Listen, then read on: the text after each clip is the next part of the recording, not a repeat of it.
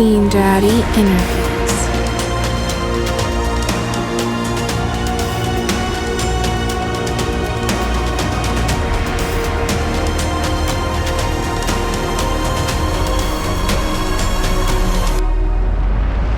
Welcome everyone to Scene Daddy Interviews. My name is Ian, and I'm here live in person, the Scene Daddy Studios in beautiful Cambridge, Boston, Massachusetts. I am here with Adam Clarke of Rarity. You guys are doing a show a little bit later on, but you were very nice enough to come back on the show and do this live in person. Adam, man, how are you doing? I'm fantastic. So happy to be here in person. There you go. Yeah. Now, I had seen you, or we had talked about before, you had done the tour with Silverstein, years back. You'd actually come back to this area before and played the art studio with Boston Manor and Like Pacific, and I can't remember, Broadside as well. So that's where we actually met in person. But you've done Ian Hates Music a couple times before. We've always kept in touch. It's going to be great seeing you guys again tonight. So this is a very brand new tour for you guys, right? Yeah, this is our first U.S. headliner. Very nice. And also our third time together. Yes, and I'm right. stoked. That's right. Favorite podcast. Thank you, man. And over the years, I've gotten way more into podcasts since we initially did ours. And I think you were definitely somebody that kind of sparked my interest to get into this. So I want to start with that. But it's our first U.S. headliner. The last time we were here was crazy. It was in 2016. Yep. We saw, I think I told the story last time, we saw Ben Stiller. That's right. Yes. So I always remember that coming to Boston. Right. And it's a great city. I love being here. Everybody's so kind and there's so much history. Wow. See, right there, you just blew my mind because I would not consider anyone here kind whatsoever. I mean, the drivers are one thing, but the people you meet day to day, it's pretty good. No, that is actually great. And just so people know, just in case they might hear like huge lightning, or not hear the lightning, you'll hear the thunder. Yeah. You won't see the lightning because this is not video. But it was a beautiful day, but ridiculously fucking hot. Oh, yeah. And then now it is just pouring. So Adam, you were talking about you were driving today. You have a sunburn, but now you're absolutely drenched just coming from the venue to here. Legit. Like my left arm is totally sunburnt now. It's darker than my right arm from hanging out the window all day. Right. And now I'm soaking wet and doing a podcast. And honestly, I'm happy I am here. I would rather be here than anywhere else in the world. Thank you, man. Thank you. Yes, and I am sweating because it's humid as fuck, and we can't put an air conditioner on while we do the show because we try to be at least a little bit professional. That's okay. You gave me a beer. Yeah. Hey, we're doing beers for sure. Yeah, there's no doubt about that. So the tour started yesterday, right? Correct, yeah. Okay. And then this is the first headliner, like you mentioned. Now, how long are you guys going to be doing this for?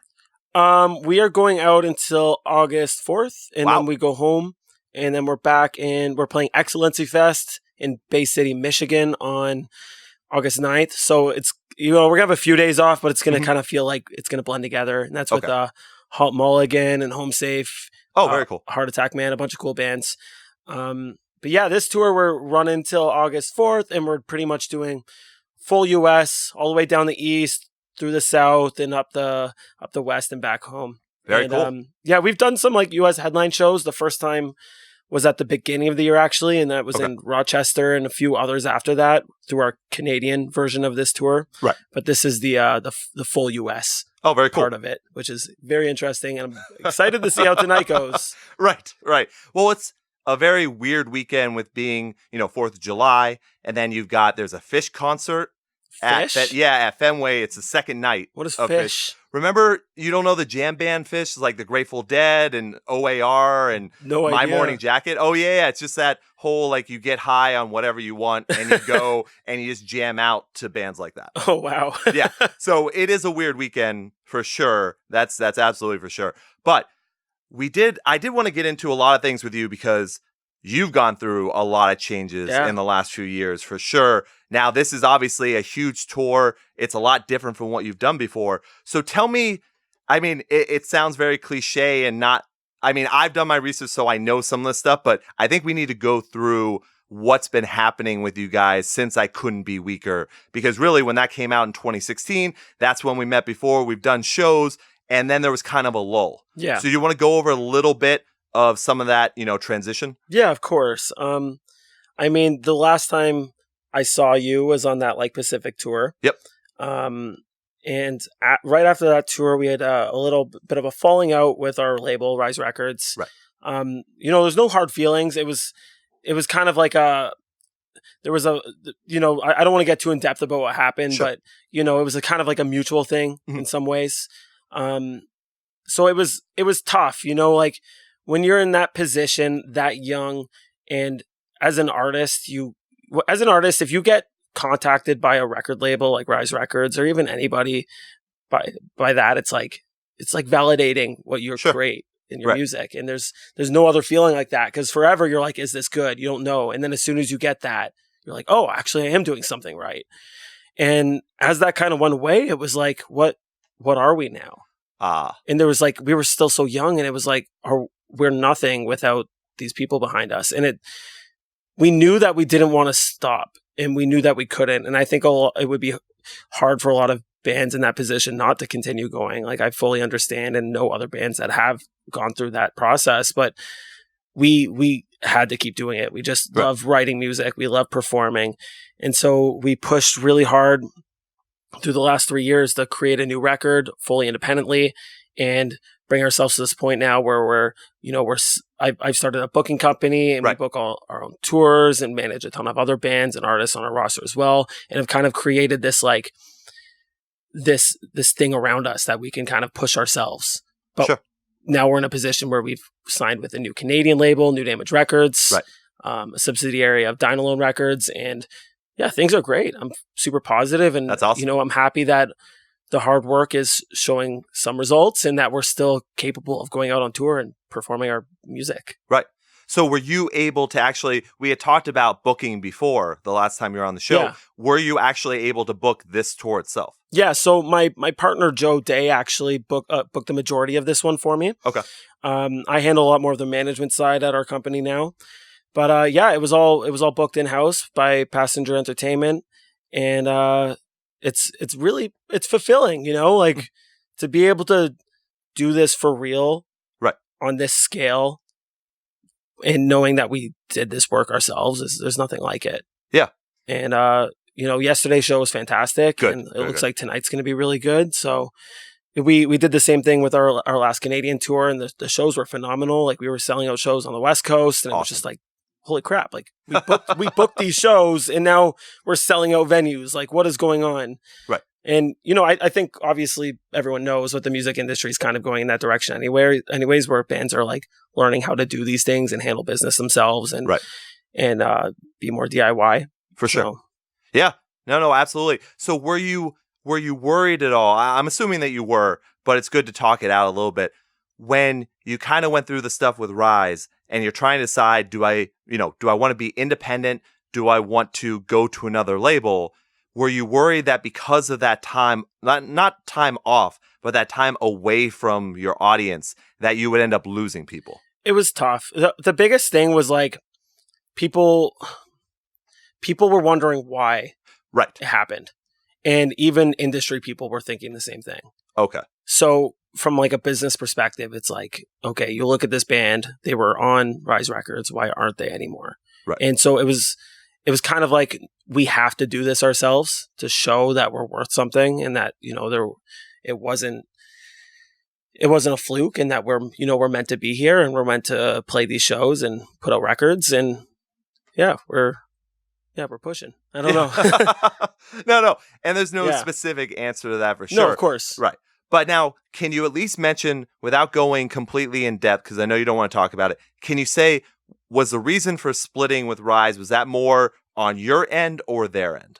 It was their end. Okay. Right. We definitely, I could say we got dropped. Okay. But, if you were to look in the details, like, Rise had just been bought by BMG. Right. And there was a huge changeover there. A lot of the people there weren't still there anymore. And it was just kind of like a different situation than what we had come into. For sure. And, from what I understand, we weren't the only band that had to go through that with Rise. No, you definitely weren't. But again, like at that time, I was like 19, 20, and we were killing ourselves over it. We were like, we felt like we had everything in front of us, and it was just so hard to handle. Right. So there was a lot of like, trying to like figure out how to be a band again. Mhm. And we lost 2 members in the band. Right. And, we were able to, kind of rebuild everything and like, figure out what it means to be in Rarity and what it means to be friends and to do this for real. Yeah.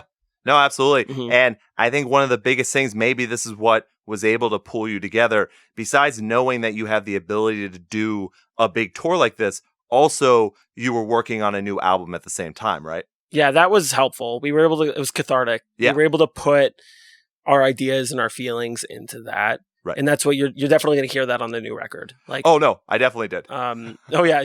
Yeah. And it's called The Longest Lonesome because it really felt like the longest period of like sadness any of us had ever been through. Right. It was a lot of us were in a deep depression. Oh, I'm sure. And we've, all throughout our lives, we've kind of experienced it, Mhm. Family members and just ourselves in general. But like us personally, I don't think we've experienced anything like that before. Wow. But we're in a great position now because it was like, let's take it back. Let's try and do something. It doesn't matter how big we are or where we go with it. It's as long as we're doing it. Right. No, and please, I'm going to apologize right now in case I fuck up because I've been going back and forth since you announced it. I always want to say The Long Lonesome. I never want to put the EST at the end for some reason. Hilarious. I have no idea why. Yeah. So just in case I do it, I'm going to apologize before. No, it's all good. Yeah. All right. But with the longest lonesome, see, I fucked it up just a different way. So with the album, you sent me a stream of it. Yeah. I was listening for a while, and it originally was supposed to come out at the end of March, right? Yes. And then you guys decided to go with New Damage, and that way the album will actually be put out relatively soon. Do you guys have a date now of when it'll actually be out? Not an official date, but soon. We're working things out. We're just trying to make sure it happens as soon as possible. Right. Like we're not trying to go through the whole like, oh, here's the album. It's gonna be 3 months from now kind of process. That's sure. So we're figuring out all the details.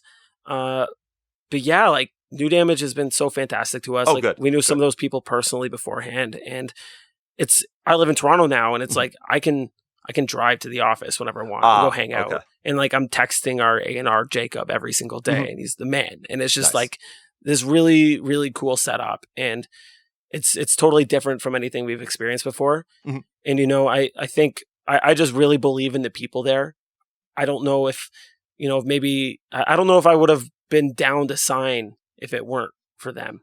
If that makes sense. Like for those people that work there, just because we were really keen on doing it independently. Right. And like to push back the record was a hard decision, but we were like, these are the right people we want to do this right with, and we want to make sure we can take this as far as we can. Yeah, I'd imagine so, because also you would think that on a big tour like this, you'd want the album to be out there, because not only would people be more familiar with the music, but they would also be able to buy the album, at your merch, station, all that kind of stuff. Yeah, of course. And that was the initial plan. Like we wanted to have the record out for the last tour, the Canadian one.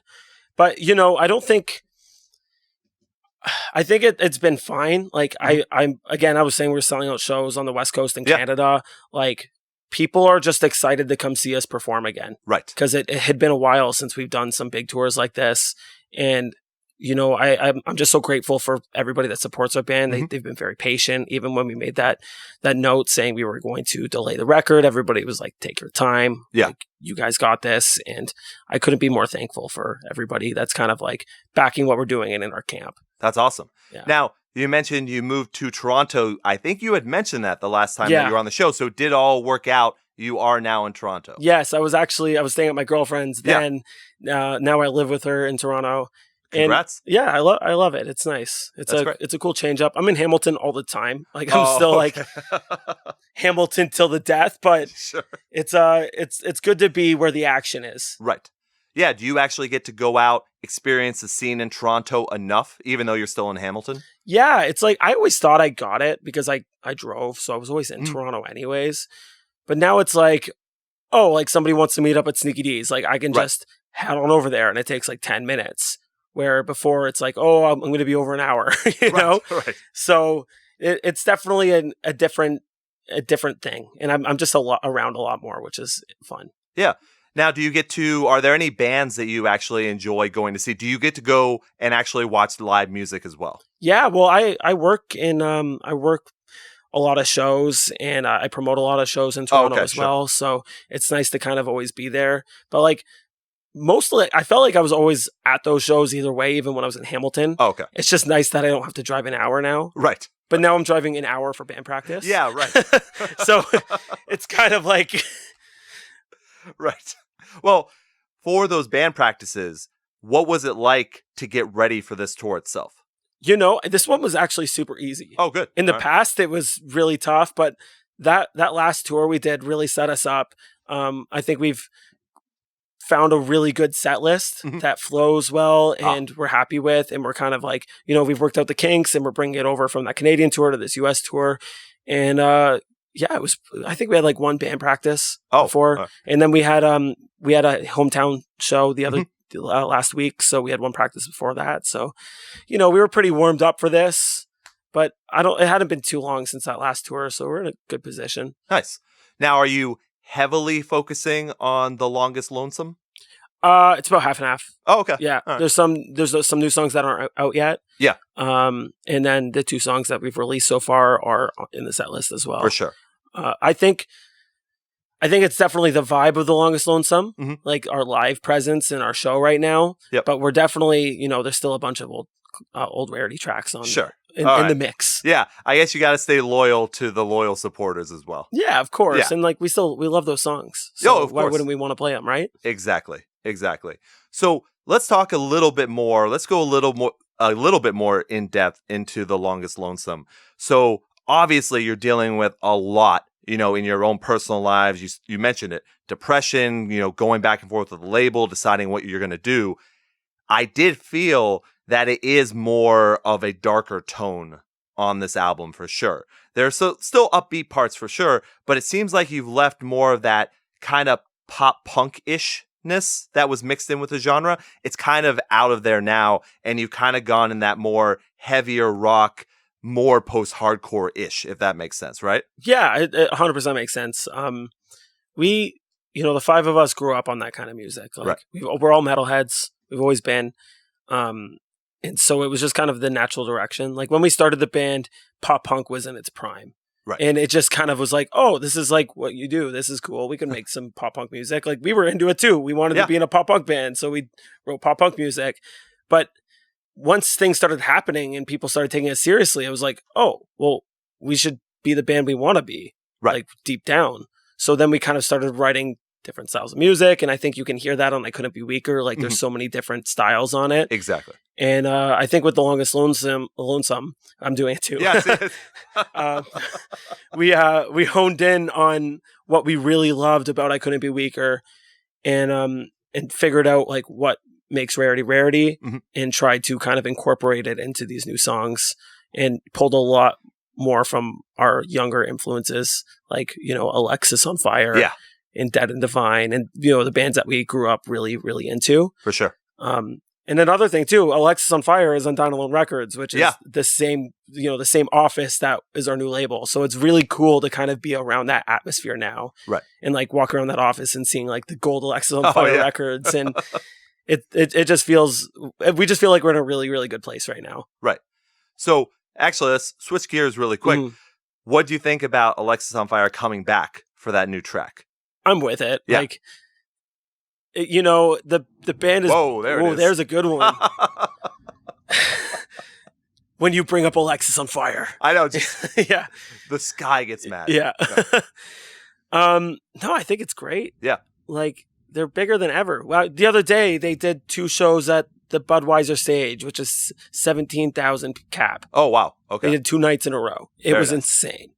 And I love watching that band perform, and they inspire me. So why wouldn't I be stoked that they're back? Yeah.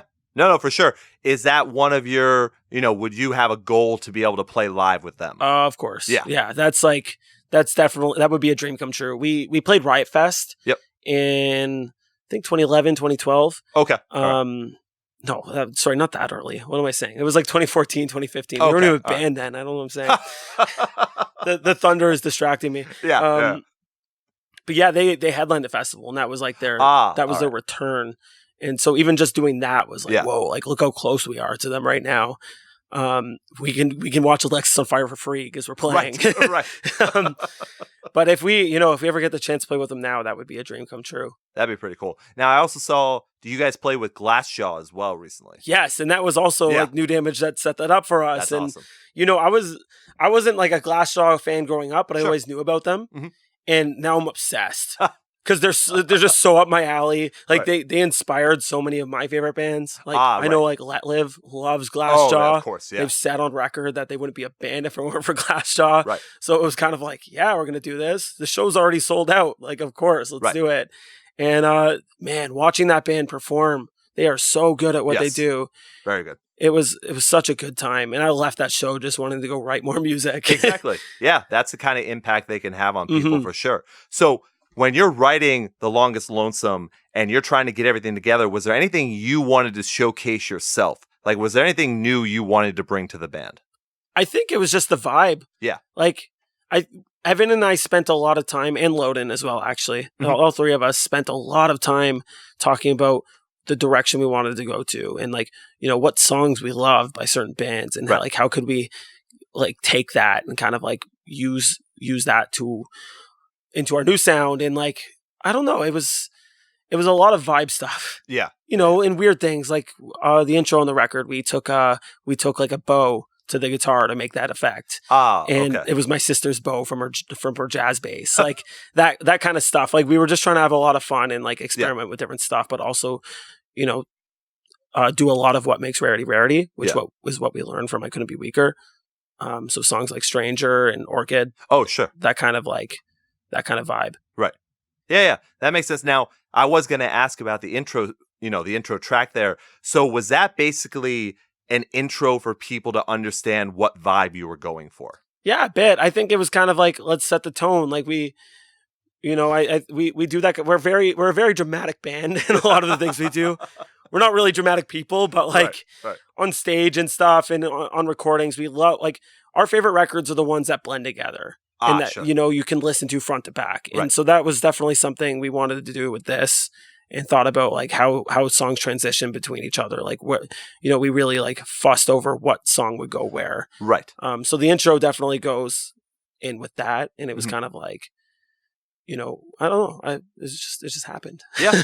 No. And sometimes that does. Yeah. Now you kind of are explaining it almost like it's a concept album. Now I haven't been able to, I've listened to the streams, but I haven't been able to like dig into all the lyrics. Would you consider this a concept album? I mean, Evan says it all the time. Evan says it's like kind of a concept album because it is about that period in our life where we were in this dark place right after everything happened with our label and falling out with two band members who we're still friends with. But good. Yeah, it wasn't for them. Yeah. I wanted to say that to make sure. Yeah, of course. Yeah. That made it sound like we weren't cool anymore. But it was tough. Like, just like even finding the money to record a full-length record and like to make all these music videos happen and stuff. It wasn't easy. No. And that's what the record's about.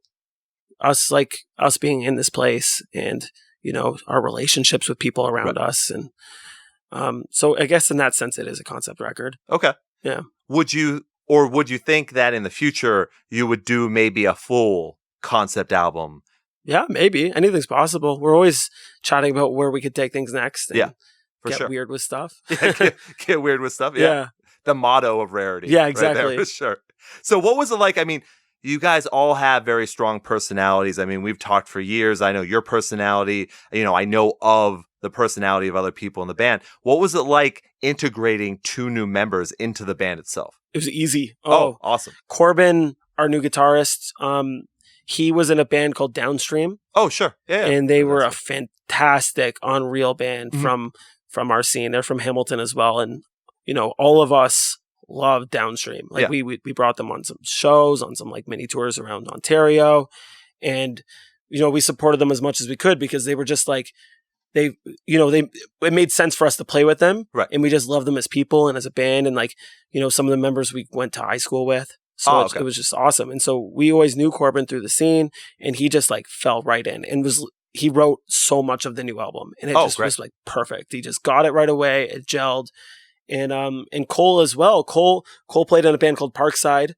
They actually just ended recently. Oh, okay. And we actually played the show too as like a secret band on the show. Oh, all right.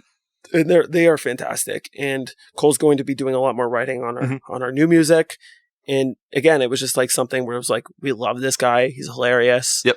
He knows us as people. Like, let's bring him in. And so it didn't really feel like we had to like shop around for people. Our first picks were the people who were down right away. Oh, it's awesome. Okay. Yeah. Absolutely. Now, is there any, was there any ritual you had to go through? Was there a hazing process to at least get them to be in the band itself? A bit. My motto is like, if we have to pay for something, we're all paying for it. Sure. And if you're going to pay equally, then you can be in the band. Oh, okay. That's kind of like that's not bad. my mindset on it. Like if you're going to pay for, whatever van repair it was, then you're in. Because like we obviously weren't playing shows very often during that period. So there wasn't a lot of income coming into the band. So it was a lot of our own money going into it to make it happen. And, Cole and Corbin were just as committed. And you could see that because like people put their money where their mouth is. Right. But no really hazing process or anything. Like it was kind of like, come like they did a tour with us before they were officially in the band, and it made sense. And we get along in a van, so why wouldn't we get along for everything else? Right. No, that's very true. Look, I don't know what you Canadians do. Yeah, so we're weird folk. Yeah, that's why I had to check. But it is interesting you bring up expenses and van costs and all that kind of stuff, because you did one of the things that makes me probably the most angry in the scene, besides people like stealing other people's material and stuff. You had your van and trailer stolen, right? That's insane. Yeah, I'll tell you this story. Please.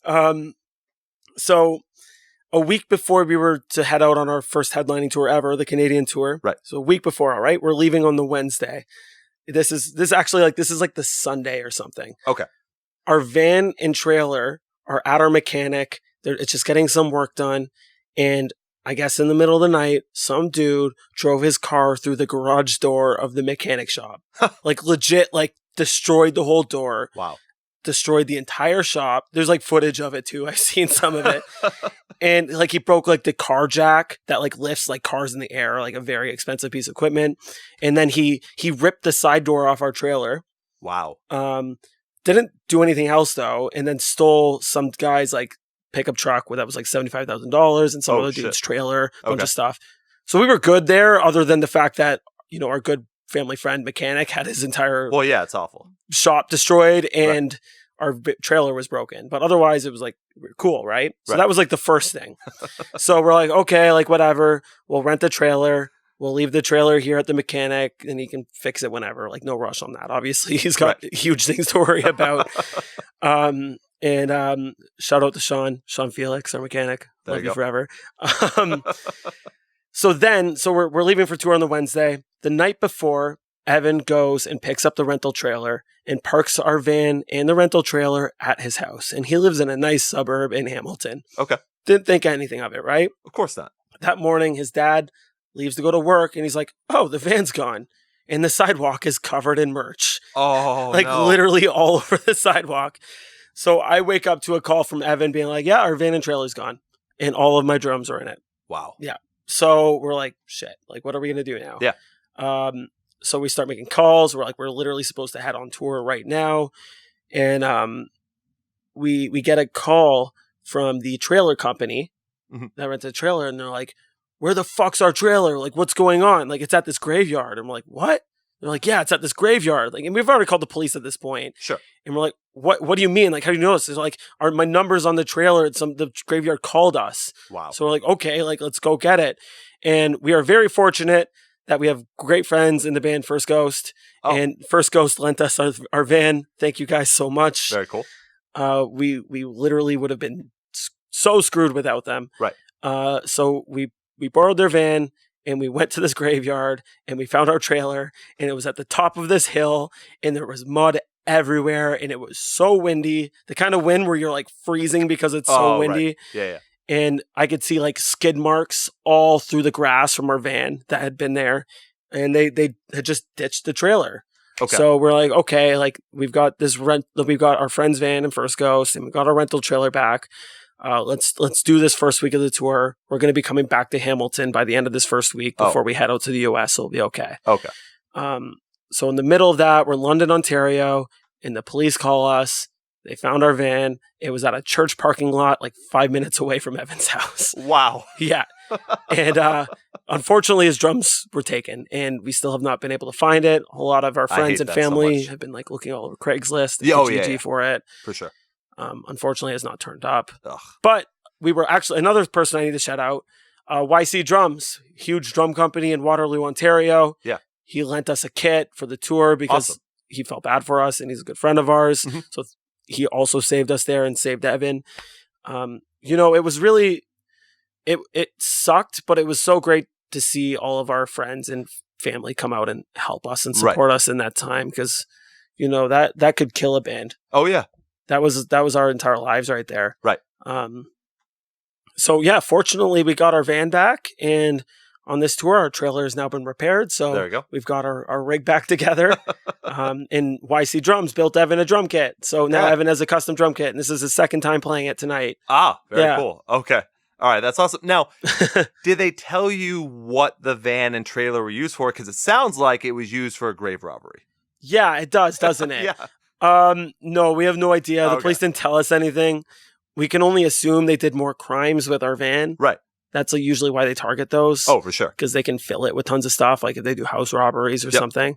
The police, like from what I know, the police seem to know, like, and have an idea of who at least like broke into the mechanic. We're not sure if it's connected. Wow. Yeah, it was a really crazy, it was like 4 or 5 days, right? Day of tour. Yeah, our van's gone. I thought he was fucking with me. Right. Yeah, of course. Yeah, what a fun prank. And I remember just being like, on it. The worst part about it is I kind of felt nothing. I was just like, yeah, this might as well happen at this point. I guess. Just everything we've been through. I was like, yeah, this makes sense. Yeah, add it to the list. And that's legit, like the history of our band. And I can only hope that things going forward will be good. And it seems like we've had really good luck, and we're learning from our mistakes, and just trying to make the right decisions going forward. And, being smarter about where to put our van and stuff.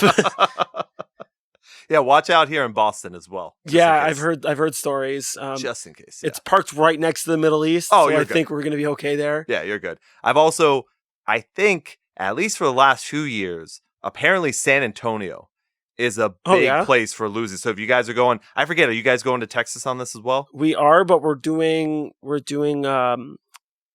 Houston and Austin. Oh, okay. Yeah. Well, I love Austin. Or is it Dallas? I'm gonna be Dallas and Austin. Well, if you're going Dallas, you guys doing Deep Ellum area? I can't remember. Okay, it'll be, if you do, you'll have a lot of fun down there. I love Texas. Yeah, I don't know a lot about it. Oh, okay. I've had some incredible tacos there. Yep. The Dairy Queens there sell tacos. We love Mexican food. Yep. The highways are insane.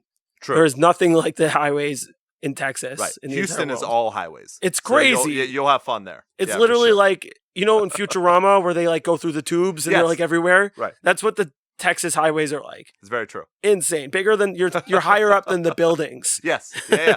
No, I lived in Texas. I was also going to mention I was living in England once when my parents' van was stolen and used for tons of crime, and then they found it burning in like a field somewhere. Oh my god! So I know exactly what. At least they didn't burn your stuff. That was good. Well, we thought that was what was going to happen. Right. We assumed we're going to find it. Like it's going to be like that truck that was stolen from the mechanic. That's how they found it. It was burnt to a crisp. Damn.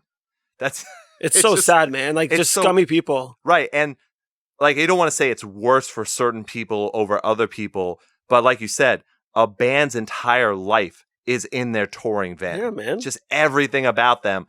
Instruments, merch, everything they've taken from home to make the trip kind of comfortable.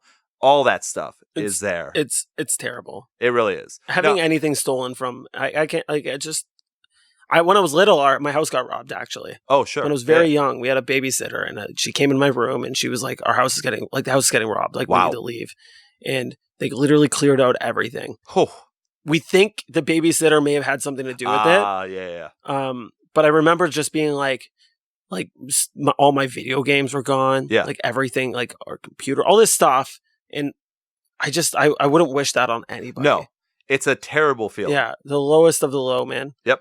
No, absolutely. No. All right. Well, yeah. Sorry. We went to an interesting.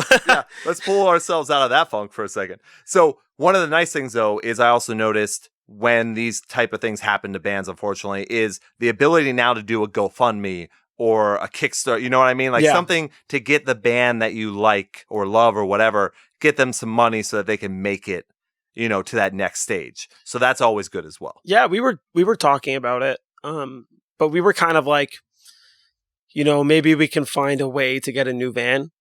But we were just like, we don't want to do the GoFundMe because we just want to make sure if we're going to do it, that we're actually in a position where we can't recover, and that you know, we don't want to. Thunder. I was thunder.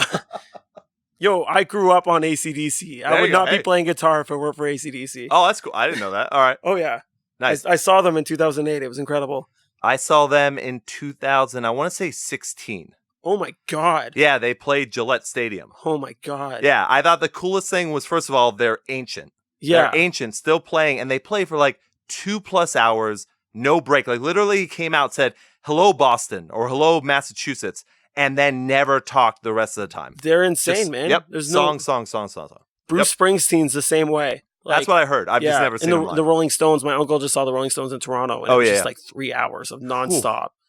I mean, I guess they're teaching people how to do it, right? Yeah, I get tired. Yes. Like I'm a human being. Yeah. We did an hour-long set the other day. That was the longest set we've ever done. And we were like, oh man, I can't believe we just pulled that off. Is that normal for the rest of the tour? You kind of like, in the beginning, you feel it. Yeah. And you're kind of getting used to sleeping on couches and stuff again. Sure. But like through the midway, you're like, yeah, I got this. Okay. You know, it's almost like stretching. Like you're there now. You've got the muscle memory again. Sure. But as I said earlier, it hasn't been too long since we last played shows. Like the Glasgow show, the Hamilton show, and right before that, our tour. Right. So we're kind of like in a good spot right now. Doesn't feel like we haven't stopped playing shows. Right. No, that's for sure. Now, you had mentioned, we kind of talked off air, obviously, you know, right before we started recording. And one of the things you mentioned was you try to get to the movies every once in a while. Yeah. But you have no days off for a while. But then once you do, you start finding things, you know, to fill your time. So is that what you guys mostly focus on? You know, we are huge tourists. Oh, okay. Even still, like, we're playing Phoenix for the first time. Oh, okay. And there's like a huge meteor crater outside of Phoenix. Yeah. So we want to go check that out. And like, anytime we can find something cool, we're about it. Like even in Philadelphia yesterday, I was like, oh, where's Independence Hall? Like, you know, we just find those things very interesting. Oh, okay. Especially when we were in Europe. That was crazy. We were just like squeezing every bit of culture we could before we had to go to a show. Right. But yeah, we love going to the movies. On the last tour, we saw Endgame, and Very we nice. went. We had this band Romancer on the tour with us. Yeah. And they came out with us. We bought like 12 movie tickets in Calgary, and we had planned right before the show to go to this. Like we drove right through the mountains to this movie theater. And we're like, we're seeing this movie. Yeah. And it had been like a week and a half since it had come out. Evan was dying to see it. Right. And it was fantastic. Oh, yeah. And I really want to go see the Spider-Man movie. Evan's already seen it. I don't think the other guys haven't or have yet. Yeah. And we have fun. No, I totally get it. See, my reservation, I mean, you're looking around, you know, the studio here, and it's all Marvel stuff. I mean, I have the whole Captain America shield. I have all that shit. Like, I love it. Yeah. But I am worried about this new Spider-Man. I'm extremely worried because for me, growing up with Spider-Man was New York City. He wasn't this major superhero that was saving the world. He was saving New York, which would probably save the world, you know, in what he was doing. Yeah. But it was small town, kind of local. Yeah, I know what you mean. Yeah. I get what you mean by like kind of saving the world in that way, because if the villain had won, New York going down would be really bad, and then they go on to the next. Yeah, for sure. So this one has him going overseas, you know, going to Europe. But then also there are two main things that I really dislike about this new Spider-Man. One is I hate Ned. I despise, you know, his You don't friend? like Ned? I like Ned. Oh, man. Ned is, for me, the all-time worst Marvel character ever created. Really? Yes. I want him dead. Who was Peter's friend in the original movies? He doesn't have any. No, he's got the Green Goblin's son. No, but Osborn. Osborn, yeah. But it takes Peter a long time to get friends because he's trying to balance the whole everyone doesn't know. Well, first of all, he's a nerd who gets made fun of in school for years and years and years. Yeah, of course. So he doesn't even really have Harry until Harry comes in as a new kid. But that's later on in life. Then he becomes Spider-Man. But even then, he still has a lot of trouble balancing that friendship. Harry doesn't find out that he's Spider-Man until much, much later. Yeah, that makes sense. Yeah, so to have the guy who's like in there for comic relief, which is Ned, isn't even supposed to be comic relief because Spider-Man is comic relief. Yeah, I feel that. You see what I mean? I mean, I think there's just like the same Spider-Man story has been told so many times. True. And I think they're doing it the Iron Man way. Right. Like, even they definitely are. Yeah, like even like in the first Iron Man where they're like, Marvel's like, no, we're not going to pretend like he just goes out and says, I am Iron Man. Like, it's like Tony Stark is Iron Man. The world knows. And that's kind of like in this universe, it's not, they're like celebrities, right? Yeah. And I think, the new Spider-Man is definitely much cooler than the old Spider-Man, like even in like school and stuff. It seems so. Yeah. Like he's more popular and he doesn't get picked on as much. It's kind of like, it's refreshing. You know, I could see it. I've heard that the new movie, like people are comparing it to the level of Endgame. I know they're different movies, like different styles. Yep. But Evan loved it, and he's like super critical about movies. Okay. Oh yeah, I listen to him all like on our long drives. Like he'll just go off. It's like he knows everything about food and movies and is obsessed with Marvel, just like you. Gotcha. Okay. Right. I've heard good things, but I do know what you mean about it's not like New York anymore. Yeah. But like if you're going to kind of look at the MCU and that kind of like that broad thing, like who else is going to take on Tony Stark? Yeah, they did set it up that way. Yeah, right? For sure. Kind of like a protege where he didn't really have anyone. Like Tony wasn't close to many people. So yeah, that definitely does make sense. But yeah, the other point that I had was just, and like you said, it's telling the story in a different way. Him telling everybody, like it seems like everyone knows. Everyone already knows. Yeah, everyone knows his secret. Even identity. in the trailer, the love interest. Yeah, MJ. Yeah, MJ. She already knows. Like that's completely different than anything that's been done before. So we'll see how it works. But I always thought that one of the fun parts about a superhero, whatever it is, comic book, movie, whatever, is that they have to keep that secret identity. The secret stuff. Yeah. And that actually makes it more difficult for them to balance real life and all that kind of stuff. Yeah, I have been thinking about it. I do miss like the darkness from superhero movies that's been missing in the Marvel universe. Well, I mean, are you gonna like I'm Infinity talking War like, and Endgame though? Yeah, were super dark. It was, but like you know what? Like I'm talking like the Batman, like sure. Even like those Spider-Man movies, as corny as they were kind of like had that like really dark vibe to them. They could, yeah, at certain points. Where like the Marvel movies are very like almost like if Batman was like PUBG, the new Marvel movies would be like Fortnite. That makes sense. Yeah. That's just on the top of my head. I'm sorry if I offended anybody. Get death threats. Yeah. No, I get it. But like, I kind of miss like that really like the realism, the realistic like darkness from superhero movies. But I'm enjoying the fun stuff. Yeah, for sure. Marvel's bringing out. Yeah, I enjoy the fun stuff. I mean, when I look at maybe the darker stuff, like a Daredevil, like the Daredevil TV show. Yeah. Was that appropriate amount of like realism and darkness, but then with some uplifting, shit in between? I thought that worked out pretty well. I also thought Logan was very dark. I didn't see Logan. You haven't seen Logan? No. Okay. I would definitely, that's actually top 10 for me. Yeah. That's like superhero. It looked great. Yeah. I mean, it kind of, and it's still in that same vein of like those movies from back then when they were darker and more like about that kind of stuff. Very true. Sorry, I'm not very articulate when it comes to superhero stuff. Well, I got to ask one more question. Yeah, go ahead. Have you seen Spider-Man Into the Spider-Verse? No, I haven't. Oh, Evan has though. You should be chatting with Evan right now. You're going to fall in love when you see that. First of all, it's on Netflix. You're going to find some time to watch it on tour. Oh, sure. It's on Netflix now. It's on Netflix now. now. Sick. Yeah. So you're going to be, I know, we should get paid by Netflix right now. It's probably not on Canadian Netflix. I bet you that's why I haven't seen it. Okay. Yeah. Wait, do you guys get things at we get different shows. Holy shit. It was super weird. Just crossing over the border. We have Brooklyn Nine-Nine in Canada.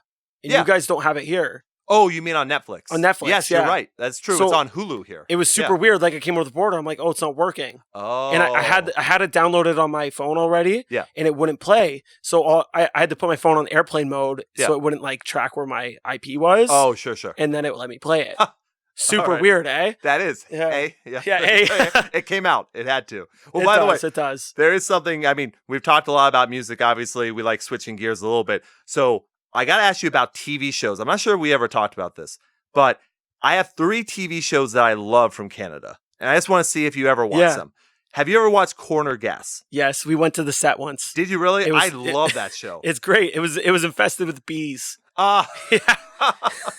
And the whole town Yeah. is like selling merchandise from the show. There's I'd literally imagine like 100 people that live in this town. So it's almost exactly like the show. It's then. legit like the show. Oh, that's hilarious. It was in the middle of Saskatchewan. I like we that. drove on our way. That's Yeah, what I yeah. mean. I was saying we're tourists. Right. So we you just do all like this stuff. Yeah. dumb stuff that other bands wouldn't have time to do. We're Yeah, like, no, we're going to find time to go to Corner Gas. Oh, that's awesome. Okay. Yeah, big fan. I actually own the whole box set in the movie. That's amazing. Fucking love that show. Then, what about Todd and the Book of Pure Evil? That sounds so familiar. So it's the first show that I think I've ever seen that focused on metal music. And then there's this book of Pure Evil that goes around like granting wishes to outcasts in the high school. It's very like Evil Dead 2. So they always become bad and the wishes never work out the way they want to. Oh, and then that's there's a cool. group of friends that have to go. It's like a Buffy the Vampire Slayer meets Evil Dead 2 and they swear all the time. That's sick. That Yeah. sounds awesome. All right, so you haven't seen I haven't seen that. No. That might be one. They only did 2 seasons in a movie, but it's still worth it. In a movie. That's cool. Yeah, they did a cartoon movie. It wasn't as Awesome. good as the whatever, but that's my own thing. The third one is Degrassi.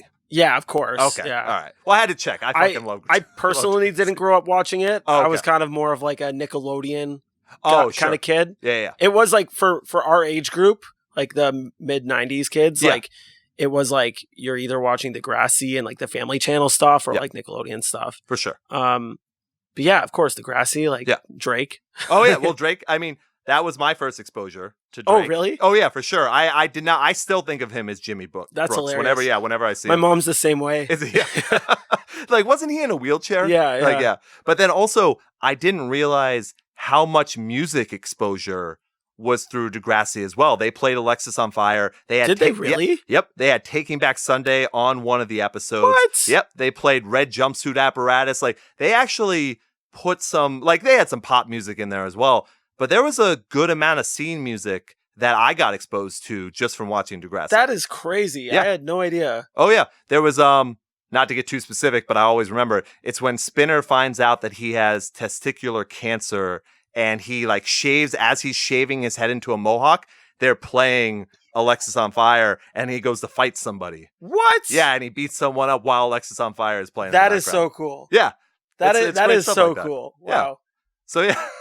You know what's like crazy? Like I feel like a lot of our music doesn't get played on the radio. No. But growing up, Alexis was always on the radio. See, that's so funny because Yeah. they were never here in the States. No, it was But normal. it must have been like Canada thing. it was everyone's down with it. They're like, you know, the dad rock guys love Alexis on Fire. Right. And it's weird because they're like they're a screamo band. You know, Yeah, like exactly. Even like they would play we have Much Music in Canada. It's like our version of MTV. Right. It's not around anymore, but they used to do these huge like award shows, just like same thing as the MTV Music Awards. Right. Like, you know, crazy presentation. They bring in like Justin Bieber and Ariana Grande and stuff. Sure. And like Alexis would play that. You know, those crazy okay. like huge stages with all the lights and production. Yeah. And so growing up, like seeing that was just like, oh, I want to do stuff like that. Right. And there's another band from Canada called Billy Talent. Yeah, I know Billy. Yep. I know they're not super well known in the States, but they like do stadiums all across Canada and Oh, yeah. Germany and stuff. And Yep. they were another band that was really influential on us growing up and Yeah. kind of like screaming, singing kind of thing. Oh, yeah. Absolutely. Yeah, man. Well, here, I think because I got to get you back to the actual I'm venue. chilling. I got some time. Yeah, I got to get there too. Well, was there anything you wanted to bring up about the new album, about any experience that you've had recently? Not that, I mean, I listen to it every once in a while. Mhm. And, you know, like when we first got the mixes masters, I was listening to it all the time because I'm Yeah. trying to like figure out edits that we need and like really like zoning in on it. Sure. And obviously we've been sitting on it for a while as we've delayed it and stuff. And, you know, I probably listen to it once every few weeks now. And every time I hear it, I'm just so like taken back by it. I'm like, Yeah. wow, this sounds like a legit album. And Oh, yeah. I feel so proud of it. You should.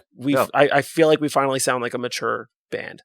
See, I get that. I think bands often hear things a lot different than, their fans do in a lot of ways. So I thought I Couldn't Be Weaker was a pretty mature album. That's cool to hear. Yeah, I mean, for a first full-length album, you had the EP before that, but then you kind of went right around. I mean, that came out in 2015. I Couldn't Be Weaker came out in 2016.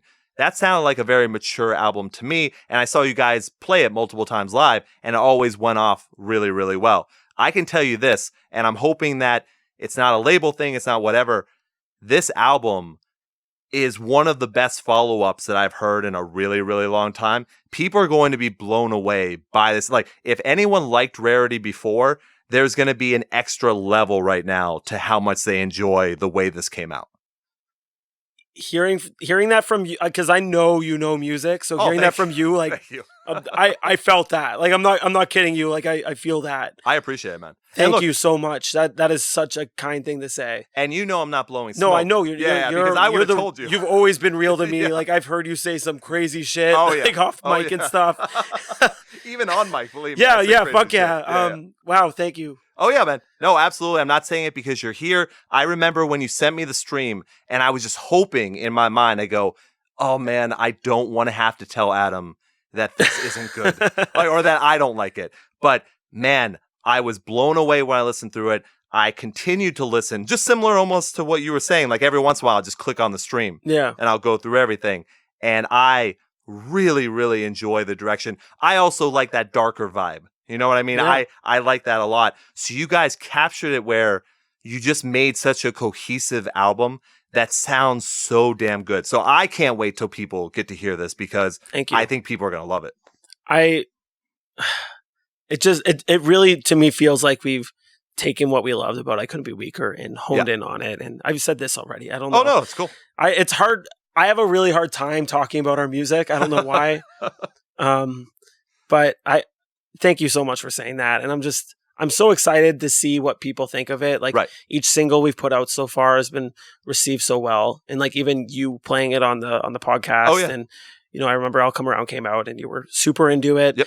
And even like live, like we play these new songs. Sometimes we'll play a crowd where they don't even know our old stuff. Oh, okay. And when we play the new stuff, like it's so easy to get them into it. Oh, that's so great. that to me right there is a sign that we're doing something right with this stuff. Yeah.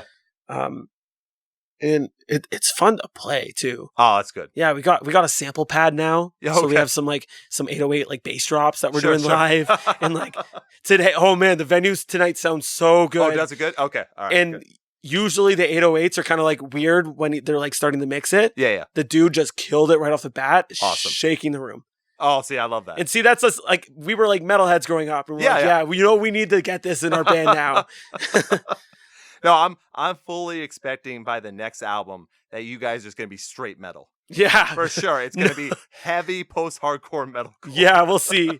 I think we're looking like we're definitely talking a lot about new music and we're looking at like, we're looking at a lot of our older influences, but like, still Alexis on Fire and even like, Casey from Wales. Love them. Yeah, they're done now, but yeah. We played their final show. Yeah, that was awesome. Yep. And they took us on tour for the first time in Europe. Yep.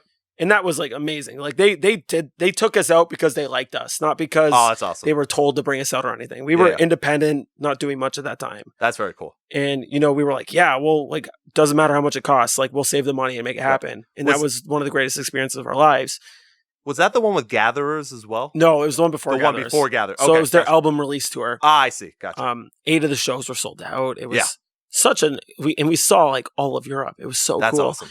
And I couldn't thank those guys enough. But like even like they influence us as musicians because they are such an incredible band. Right. And so we're looking at stuff like that and I'm really into Frank Carter right now. Oh, okay.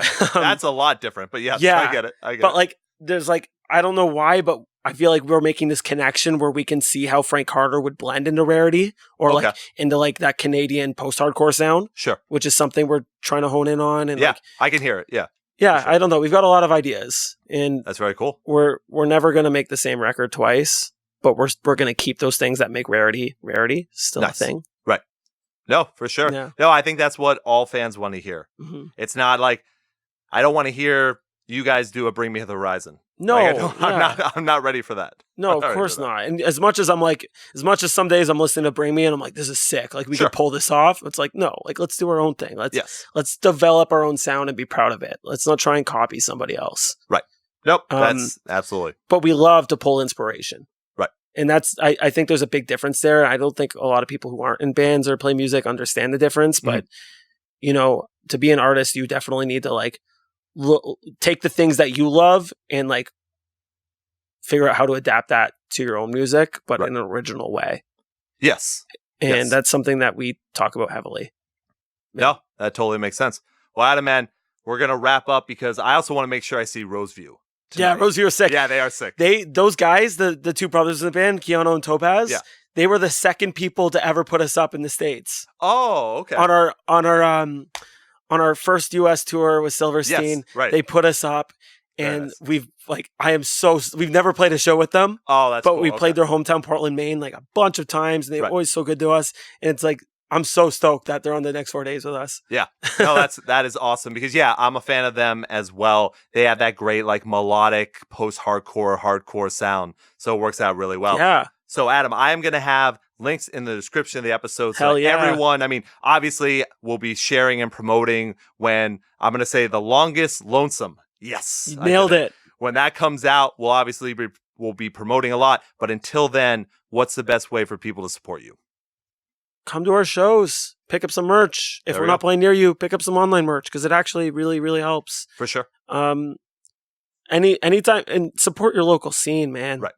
Go to local shows and support those bands and get involved if you can. Mm-hmm. No matter who you are, if you're a girl and you don't think you're able to get into it, just fuck it. Like promote some shows, get involved, make stuff happen. That's the most important thing. And you supporting your local scene will in turn support us because if we ever come out, hopefully those people will roll as well. Exactly. Yeah. Well, Adam, man, once again, this was great.